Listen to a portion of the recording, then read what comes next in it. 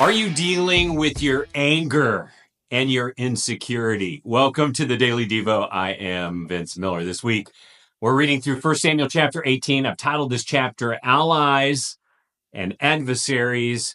So at this point, jealousy is a ticking time bomb in King Saul's heart against David. And let's see how this turns out in verses 9 through 12. It reads, "And Saul eyed David from that day on. The next day, a harmful spirit from God rushed upon Saul, and he raved within his house while David was playing the lyre, as he did day by day. Saul had his spear in his hand, and Saul hurled the spear, for he thought, I will pin David to the wall. But David evaded him twice. Saul was afraid of David because the Lord was with him, but had departed from Saul." If you have been following me for this series, which I hope you have, good for you. If not, you can follow along. You see a real strong contrast in these verses here. Two men, both anointed by Samuel, the author of the book, would both be kings of Israel. But now a harmful spirit rushes upon Saul, and David, as commissioned, tries to soothe this harmful spirit with a little worship from the Lord, playing a little bit of the lyre. Now, David is fighting all kinds of battles. Do you see it here? And they are all battles with the spiritual enemy. This time, the battle happens to be with an evil spirit possessing an ally, and the weapon in his hand is a weapon of worship.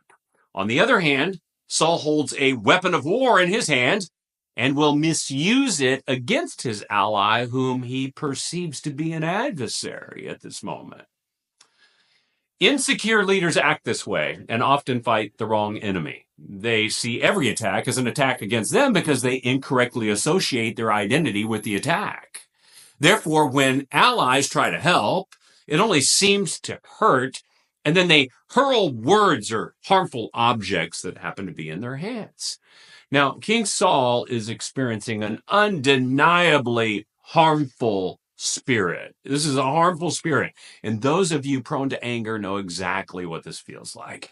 You become consumed with rage when you perceive an attack. Then all reason just turns off, click it off, and you hurl words and objects at people. Unfortunately, you sometimes do this to people who are innocent of guilt and might be trying to help.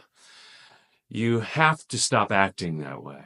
You have to stop acting that way and get your heart and your hands right with the Lord. You know, looking back to the beginning of Saul's story, we see that this is not a sudden progression. It has been brewing. This has been brewing for a very long time, decades, in fact. But Saul has never addressed it, and now it's going to result in a miserable end for him. Thus, Saul would become a lasting example of someone who starts with a flare and finishes with a fizzle, starts with a flare and finishes with a fizzle. And that is not the goal. The goal is to finish with a flare in this life, but the only way there is to escape the devil's snare. I just made a rhyme, a little dad joke in there for you today. So if you are possessed with anger on a serious note, you need to deal with it. You need to confess it to the Lord. You need to acknowledge your insecurities that go along with it, that stir it. And then you need to repent, that is to change course and reconcile with God and with others. And just a note, for those of you who feel like you've started with a fizzle, you need to know it's never too late to finish with a flare. That's moving things in the right direction, by the way. I love you guys. I pray this has blessed you. Share it with someone else and live all in for him who lived all in for you.